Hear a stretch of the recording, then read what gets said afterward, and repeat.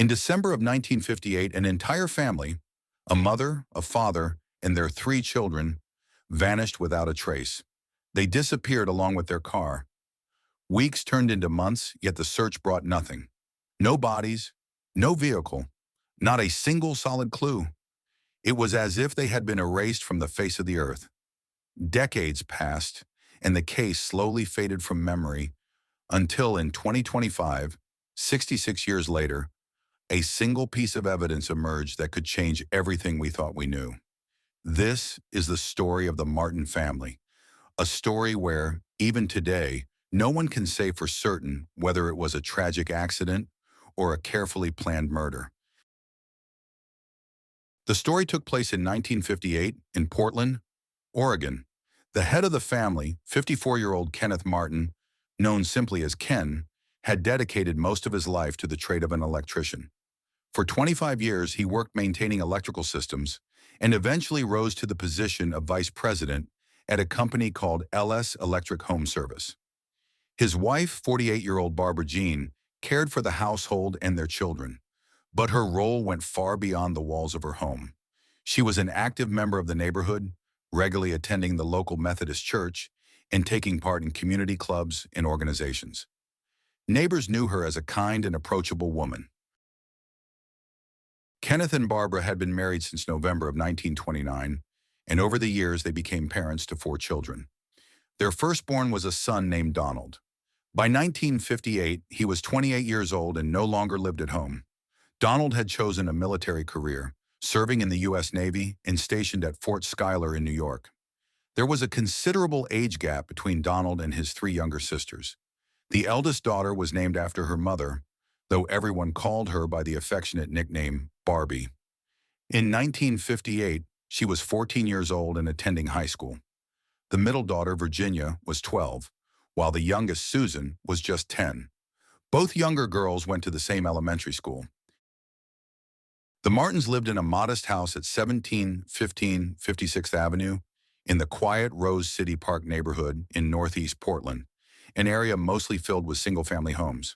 They represented a very typical American family of the time.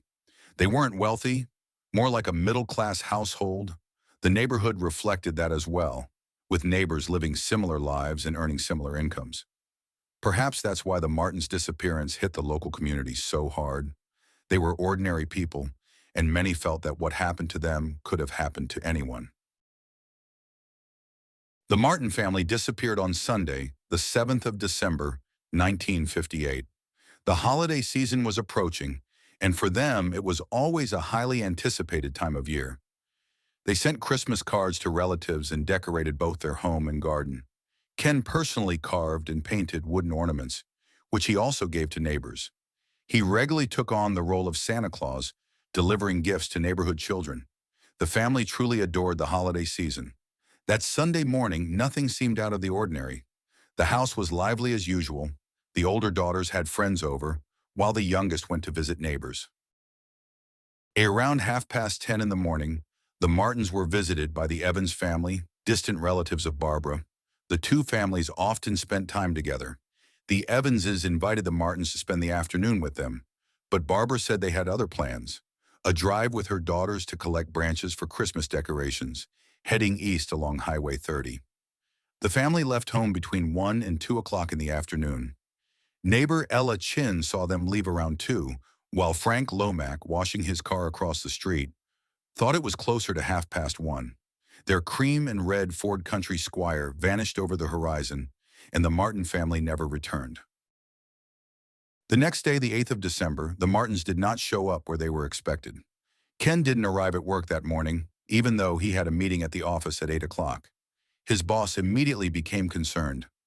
This had never happened before. It was clear that something unusual had occurred. At the same time at Rose City Park Elementary, teachers noticed that Susan and Virginia were absent. Barbara had not called ahead to excuse them, as she always did. Ken's sister, Charlotte Dorsey, taught at the school.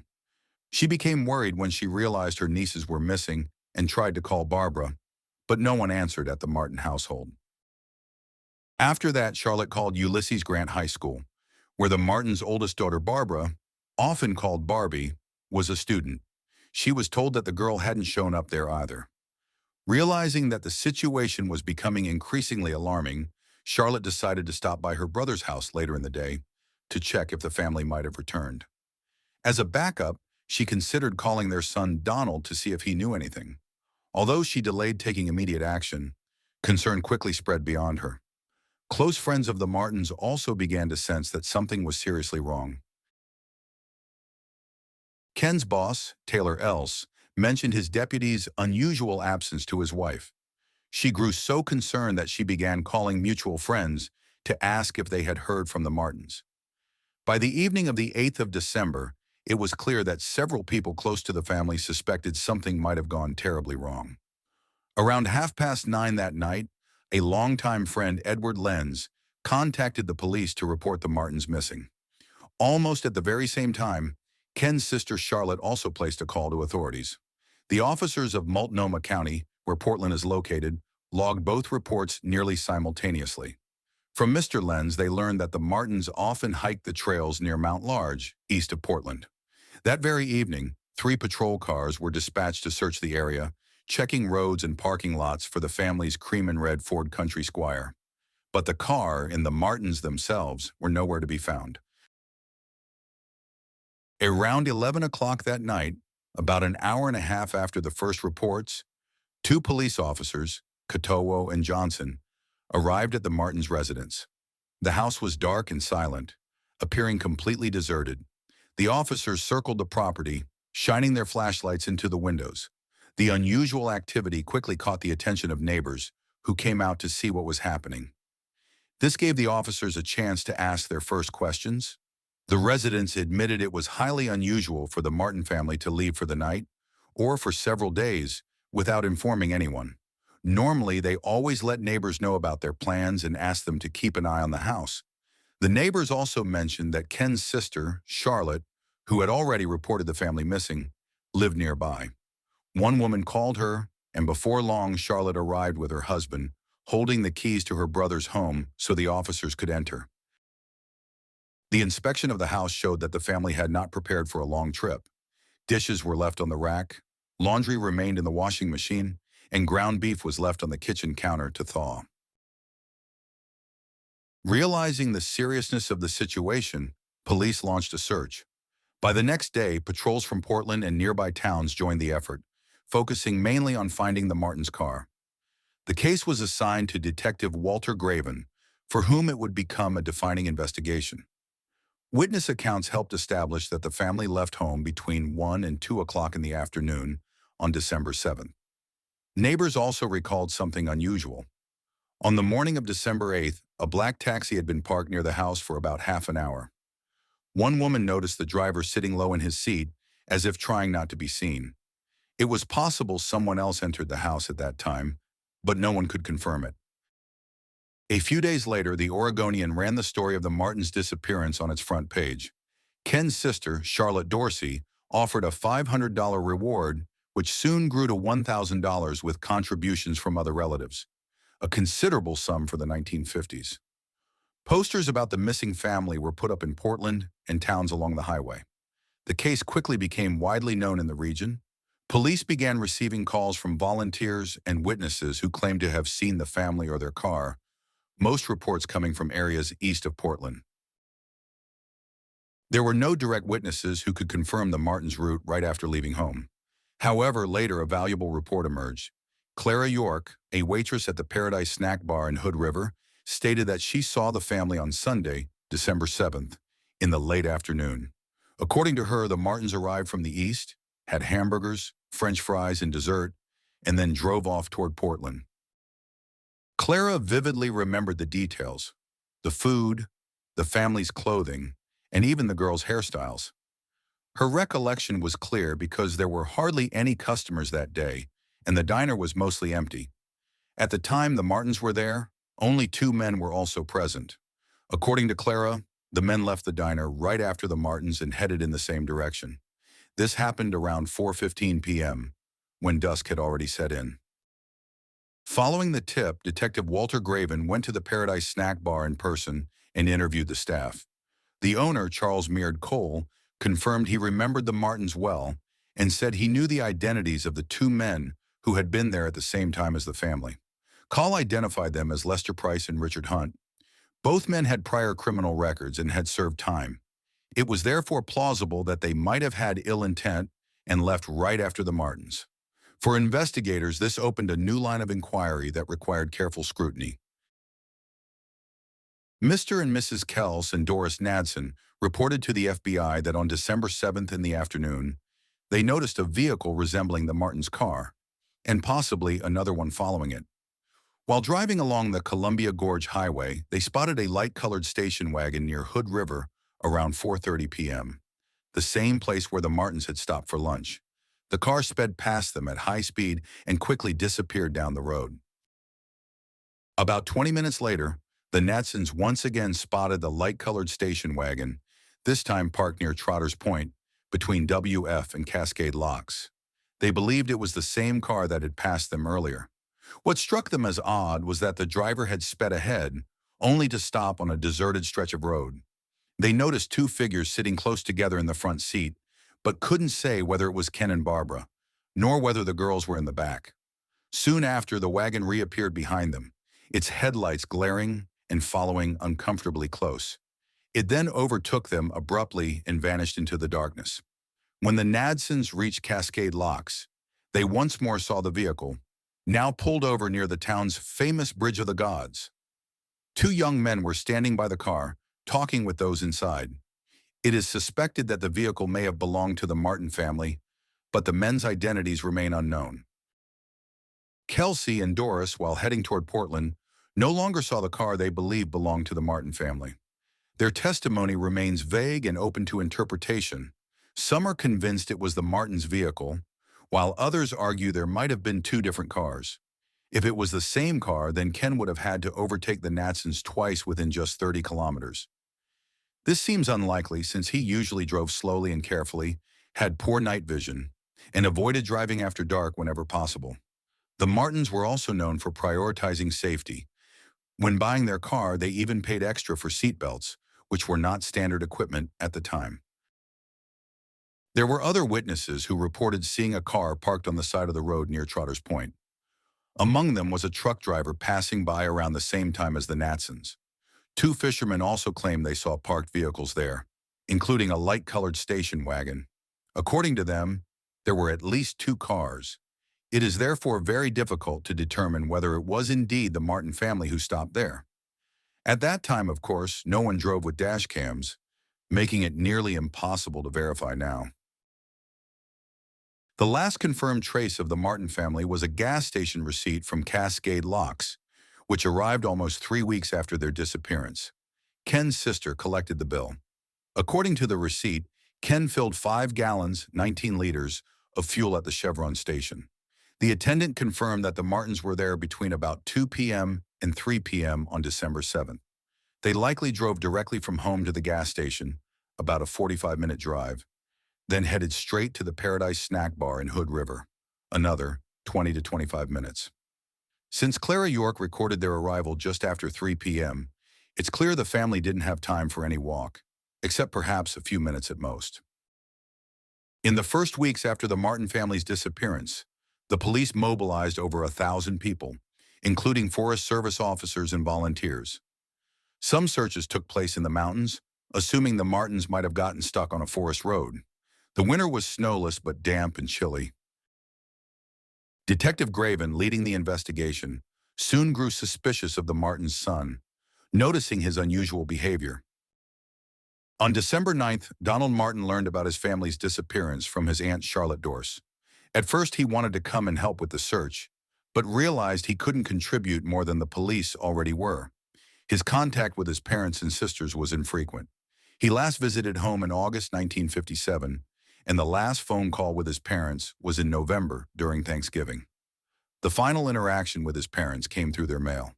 About a week before the family went missing, he received a letter from his mother, and after their disappearance, a package arrived with 2 shirts as a Christmas gift, sent before she vanished. Donald did not come to Portland for a long time, and when he finally did, it was only to settle property matters. He never contacted the police himself, learning about the search from newspapers and radio. Detective Gravin was the one who reached out, calling Donald to ask about his family. Donald maintained that he hoped his relatives would return alive, but he showed no initiative in keeping in touch with the police. Detective Gravin looked into Donald's past by contacting his former employer. Donald had worked several times at the Meyer and Frank department store in Portland, briefly in 1948 and 1950, and later from 1954 until September 1955 as a warehouse clerk. He was then dismissed for stealing goods worth over $2,000, equivalent to more than $30,000 today. Donald admitted the theft, was arrested, but the items were never recovered. He explained that he needed money to live independently after his parents discovered his sexuality and threatened to expel him. This was likely the root of their family conflict. Still, it was his father who kept him out of prison by reimbursing the store and arranging a settlement. After the incident, Donald's parents wanted to remove him from bad influences and planned to send him to a religious college in Connecticut. Instead, he moved to New York and joined the Army. Although his contact with the family remained limited, it was never completely broken. Still, he appeared to be the one with the clearest motive.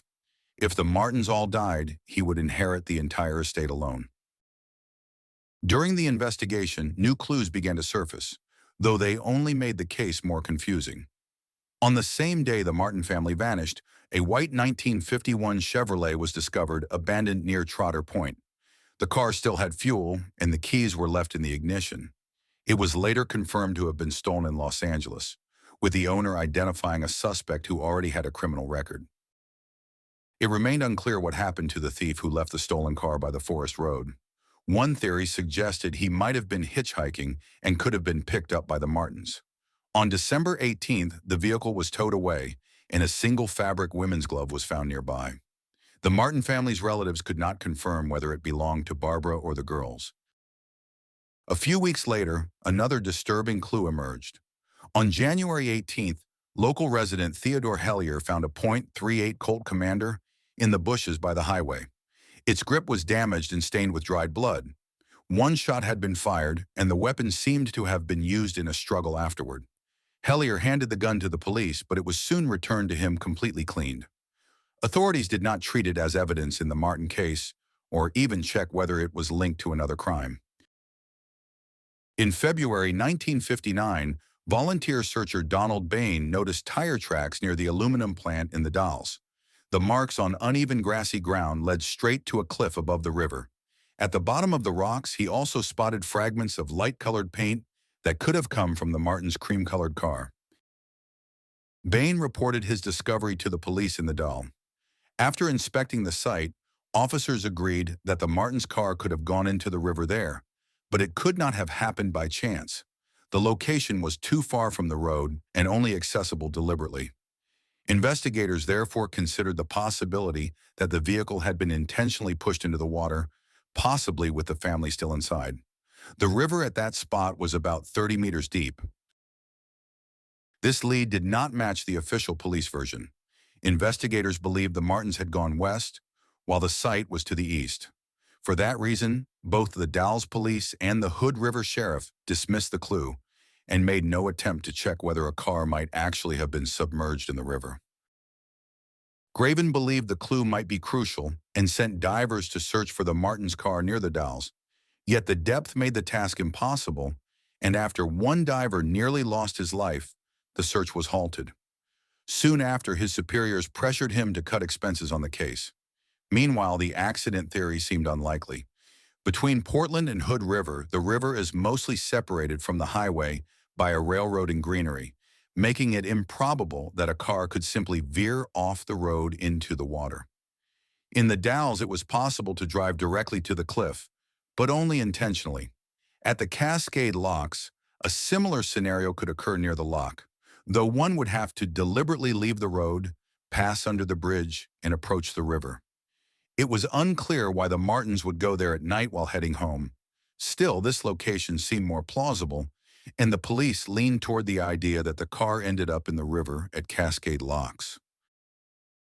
In May 1959, about 6 months after the Martins vanished, an important clue emerged. On May 1st, a barge anchored at the Dalles, near the site where tire tracks had been spotted earlier, snagged a heavy object on the riverbed. It briefly lifted, but then slipped back down.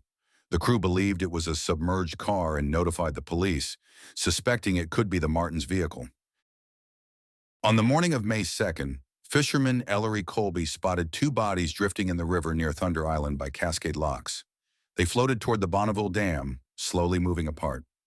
Colby notified the police, but the bodies could not be retrieved that day. On May 3rd, the body of 10-year-old Susan Martin was recovered from the river near Kama, on the Washington side, about 110 kilometers west of the Dalles, where the family car was believed to have sunk. The following morning, another body was found near the Bonneville Dam, tangled in debris and vegetation. It was lifted from the water with a crane and soon identified as 12-year-old Virginia Martin. Both bodies were taken to Portland, where dental records confirmed the girls' identities. According to the coroner's reports, the official cause of death for both sisters was drowning. However, a technician who photographed Virginia Martin's body before the autopsy noted in his report that one of 6 images showed a hole in the skull, suggesting a possible gunshot wound. That photograph later went missing, and the only surviving low-quality copy makes it impossible to verify the injury. Since the official autopsy report contained no mention of such damage, investigators ultimately embraced the drowning theory as an accident and dismissed other explanations. After the sisters' bodies were recovered, local law enforcement launched one final large-scale search. Divers, patrol boats, helicopters, and ground teams were deployed along the river and its banks. Yet the entire operation ended without results, which gradually led to the case being put on hold. On May 23rd, a memorial service was held at the Riverview Abbey Funeral Home in Portland. Donald Martin did not attend the farewell for his younger sisters and took no part in arranging their burial. The cremated remains of Virginia and Susan stayed at the funeral home for over 10 years, highlighting Donald's distant relationship with his family, as he did not see to their interment. It wasn't until December 1969 that distant relatives collected the urns, and on December 29th, following the death of their grandmother, Margaret Martin, at age 92, those organizing her funeral agreed to bury the girls alongside their grandmother. The recovery of the bodies of the 2 Martin daughters from the river confirmed police suspicions that the family had likely drowned in the Columbia River. Notably, the bodies were spotted just a day after a barge crew reported their anchor snagging an object near the Dalles. For Detective Graven, this perfectly aligned with his understanding of the sequence of events. The anchor struck the sunken car, breaking the glass or opening the doors and trunk, which allowed the youngest children's bodies to be released and carried downstream by the current. The remaining victims stayed inside the vehicle, likely restrained by seat belts or simply unable to fit through the Ford's relatively small windows. Detective Graven was convinced that the car rested in the Dalles, beneath the cliff behind the aluminum plant, and that it had been deliberately pushed there. Soon, Graven received another piece of information that supported his theory that the Martins had fallen victim to a crime. It wasn't until May that he learned about the gun found in January along the highway. The Hood River Police Department had deemed the firearm irrelevant, returned it to the finder, and never shared details with other units. Graven reviewed the department's report and contacted the person who found the gun. He discovered it was a Colt Commander, caliber .038, serial number 15861LW. Connecting the dots, Graven confirmed that this was the exact firearm Donald Martin had stolen from the Mare and Frank department store. If this was another coincidence, it was an extraordinarily unlikely one. The family vanished seemingly on the highway, and nearby in the bushes, a blood-stained gun linked to someone from the family was found. How likely is it that these events are unrelated? There were a few ways to interpret the significance of the weapon. Perhaps Donald, or someone acting on his orders, carried it to attack the Martins. Alternatively, the family might have had the gun themselves. Ken, for example, could have kept it in the car for protection and intended to use it in case of danger. In that scenario, the attacker overpowered him and seized the weapon. In June 1959, Donald Martin finally arrived in Portland to handle inheritance matters, although he had to wait for his parents to be officially declared dead before claiming it. At that time, Detective Graven met him face to face for the first time and had the chance to question him. Donald stated that he didn't know anyone who could have killed his family and saw no reason for such an act, but he doubted that their disappearance was accidental. The main topic of Graven's questioning was the gun. Donald said that the New York police had informed him about the found weapon, but he had no knowledge of it or its origin. He denied ever stealing it from Mare and Frank, yet hinted at a former colleague named Wayne, suggesting they may have stolen items together and shared them. Donald emphasized that Wayne liked guns, but he didn't. It is necessary to examine the connections between the suspects in the case and focus on two criminals who were at the restaurant at the same time as the Martin family and left right after them. These men were Lester Price and Richard Hunt. They had met while serving time in prison. Shortly before the tragic events, both arrived in Hood River, and only a few days after the family's disappearance, they left the area. Lester Price arrived in the Cascade Locks area, having driven there from Los Angeles in a stolen Chevrolet, which was later abandoned near the highway.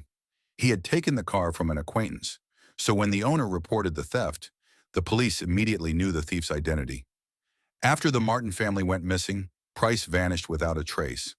What happened to him afterward remains unknown, though it is possible he settled somewhere and lived a quiet, law-abiding life. At the time of the Martin family's disappearance, Richard Hunt was staying at a motel in the Dalles, not far from the spot where the car could have ended up in the river, either accidentally or intentionally. Unlike Lester, Hunt was a far more dangerous criminal, already having a record of assaults and an attempted murder. By May 1959, his name appeared on the FBI's list of the 10 most wanted fugitives. He was being hunted for kidnapping a police officer and assaulting another officer in Oregon. Hunt was arrested on June 2, 1959, in Thermopolis, Wyoming, by the local sheriff after a resident recognized him from a wanted poster and alerted the authorities. He was sentenced to life in prison, but was released early in the late 1960s. The presence of two criminals in the area at the time of the Martin family's disappearance was not direct proof of their involvement, but the fact that they encountered the family in a Hood River restaurant cannot be ignored. This opens the possibility that they played a role in what happened. Perhaps they first noticed the Martins at the restaurant and decided to rob them, or perhaps they had been hired beforehand to eliminate the family. An important detail is that their own car was abandoned along the highway. This might suggest that they drove ahead, pulled over, and pretending their vehicle had broken down, stopped the Martins and asked for a ride to Cascade Locks. Witnesses did report seeing two men talking with the family inside their car parked near the bridge in Cascade Locks. It is possible that shortly after, the criminals threatened Ken with a weapon or attacked the family, leading to their deaths. Another question remains: could Donald have used Lester and Richard to get rid of his family?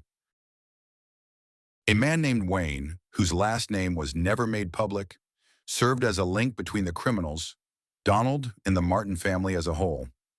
Donald met Wayne in 1953 when Wayne was a student at Portland State University. To earn some extra money, Wayne took a job at the Mare and Frank department store, where he worked alongside Donald. The two became close friends and even lived together for a while. Although Donald temporarily moved out of his parents' house, he eventually returned there. Officially, both of them described their relationship as just friendship, but considering the social climate of the 1950s, when same-sex partnerships were stigmatized, they may have chosen not to admit anything more. At the time Donald was dismissed and arrested for theft, they were both still working at the store. It is quite possible that both were involved in stealing, but Donald ended up being blamed for all of the missing goods. Wayne was a frequent visitor at the Martin family home, and both Ken and Barbara knew him well. At the time of the family's disappearance, he was living and working in Cascade Locks. There is a strong possibility that he possessed the firearm later discovered abandoned near the highway. Moreover, he was connected to at least one of the criminals spotted in the area that day, Lester Price. Taken together, these details suggest that Wayne might have been involved in the Martin family's disappearance. Detective Graven gave the family his notebook, where he had written down his personal theories and conclusions about the Martin case. The notes made it clear that he was convinced the disappearance had a criminal background and that someone was responsible for it. According to Graven, the story about going out to collect a Christmas tree or decorative branches was nothing more than a cover. In reality, the Martins were on their way to a planned meeting they preferred not to disclose. This was suggested by the unusual time they left home and by the testimony of their relatives, the Evanses, who visited them earlier that day. The Evanses invited the Martins to dinner, but they declined, saying they already had plans. When asked, they explained it was just a short drive with their daughters. Still, the Evanses remembered one peculiar phrase Ken used during the conversation. "We'd better stick to the plan." In December, it was already getting dark around 4 p.m. Yet although the Evanses left the Martins' home around noon, the family themselves did not depart for another hour and a half or even 2 hours. This led Detective Graven to believe that the outing was not just a casual trip. The Martins were expected to be somewhere later at a prearranged time. At the early stage of the investigation, Graven leaned toward the idea that Donald Martin might have been involved in his family's disappearance. For a time, he even considered Donald the prime suspect. He had a clear financial motive and, apparently, no particularly close emotional ties to the rest of the family. Later, Detective Graven grew less convinced that Donald himself had ordered the murder of his parents and sisters. He still kept that possibility in mind, but more and more he turned to alternative explanations. One of them involved Wayne, Donald's close friend. Although there were no direct notes of such a theory in Graven's records, his relatives recalled that he suspected the 14-year-old Barbie might have been pregnant at the time of the disappearance. The clues for this assumption were very faint and only circumstantial. Shortly before she went missing, Barbie visited a doctor in Vancouver, Washington, with her mother, instead of seeing her regular pediatrician. The choice was likely made to keep a sensitive medical matter hidden from friends and relatives. According to waitress Clara York, during their last restaurant visit, Barbie wanted to order a burger with fries, but her mother insisted she take a tuna sandwich instead. This detail alone proves nothing, yet one theory suggested that Wayne might have been close to Barbie, possibly even the father of her expected child, and that the family left home that day to meet him. In this version, Wayne, with the help of Lester and Richard, eliminated the Martins, resolving both issues at once. In the spring, just a few months after the Martins disappeared, Wayne got married and permanently left Cascade Locks. Later, he moved abroad with his new family. These theories are based solely on rumors and could only be verified if the Martins' bodies were found and Barbie's body examined, which has not been possible.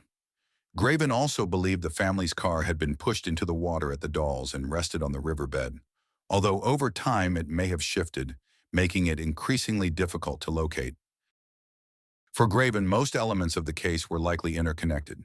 The abandoned weapon was considered the murder weapon. Lester and Richard may have participated at least as accomplices, yet there was too little data and too much unknown.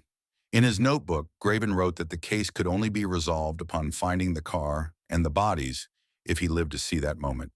He also doubted that anyone else would pursue the investigation seriously. Without the bodies, it was impossible to determine the family's fate with certainty. Donald Martin inherited the family estate in 1966, after his relatives were legally declared deceased. He sold the family home and settled in Kapolei, Hawaii, where he worked as a high school teacher, married, and had 4 children. If he was indeed gay, it seems he adapted to societal expectations by starting a family. Donald passed away in 2004 at the age of 73 and is buried with his wife in Honolulu. He never spoke to his children about his parents and sisters or the circumstances of their disappearance, as if that chapter of his life were permanently closed. Later, when journalists tried to speak with his children about the case, they refused all interviews. Detective Walter Graven retired in 1966, handing over the Martin case files to the Dalles unit, but keeping copies and his own notes. His family said he always believed it was a murder and that the truth was within reach. Yet he died in 1988 without ever learning the answer. In the years that followed, the case was officially unresolved, but no investigation was pursued. Occasionally, journalists revisited the story, though it seemed the mystery of the Martins would remain unsolved forever. In the late 1960s, persistent journalist Sweven pushed for a police task force to handle the case. However, the appointed corrupt officer quickly shut down the investigation and disbanded the team, having accomplished virtually nothing. In July 1999, the Oregonian journalist Marg Boole arranged another search for the Martins' car near Cascade Locks. Sonar and LIDAR were used, the latter mapping the riverbed with laser pulses. Despite these technologies, the search yielded no results. A breakthrough came decades later thanks to Archer Majo, a sculptor and underwater search enthusiast from White Salmon. After learning about the Martins case in 2018, he studied it and concluded that the family's car should be sought in the river near Cascade Locks rather than in the Dalles area. Majo believed the bodies of Susan and Virginia were first seen near Cascade Locks, making it unlikely they had drifted dozens of kilometers from the Dalles while remaining close together. He rejected the idea that a barge had dislodged the car, considering it mere coincidence. Instead, he argued the vehicle fell into the river at Cascade Locks, became stuck in the old lock, and later shifted with the spring current, releasing the bodies nearby. The lock, built in the early 20th century, was designed to let vessels safely bypass the river's natural ledge. Today, the lock is no longer in use. Its concrete base remains underwater, but the gates have long been removed. This happened because the river weir was either dismantled or lowered in the past. Majo dove several times near the lock to study the site and also examined old plans and photos. In November 2024, he found a picture in the library showing the metal gates that once closed the lock, which became a breakthrough for him. He then realized the structure's uniqueness. The concrete lock had a recess where massive doors once moved, a design rarely used. Majo assumed that if the river current pushed the car into this niche, it would have been trapped against the wall and unable to surface. In February 2025, Majo dived and uncovered parts of the vehicle. He used a metal detector to locate it, but much of the work required manual digging. The Ford car was discovered about 15 meters underwater, overturned and buried under rocks and silt. Using a dredging device, Majo partially uncovered it while recording the process on video. He retrieved an old Ford emblem and a fragment of a license plate valid until 1959. Although the number itself was missing, and absolute certainty is impossible, all indications suggest it is indeed the same vehicle. Excavating and attempting to lift the car from the river was impossible for a single amateur. Therefore, Majo reported his discovery to the Hood River Police, who soon assembled a team to recover the vehicle from the water.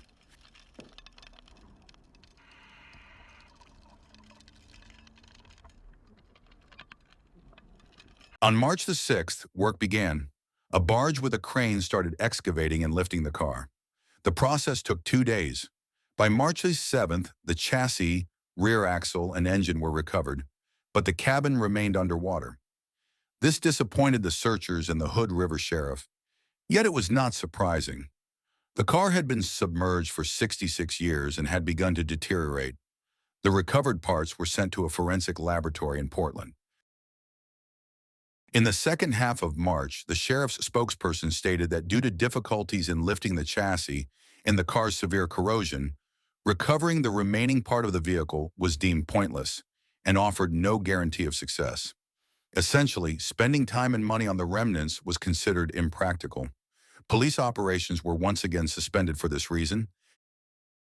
Archer Majo, the investigator, set up a GoFundMe campaign to finance the excavation and recovery of the remaining part of the car from the bottom of the lock.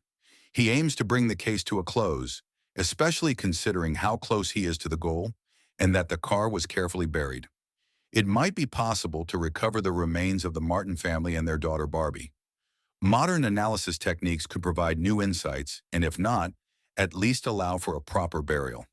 Otherwise, their grave remains the concrete lock on the Columbia River, assuming they are even in the car, as various hypotheses exist.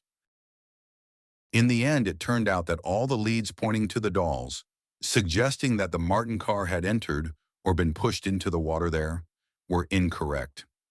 The vehicle had been lying at the bottom of a much shallower lock channel in Cascade Locks all along.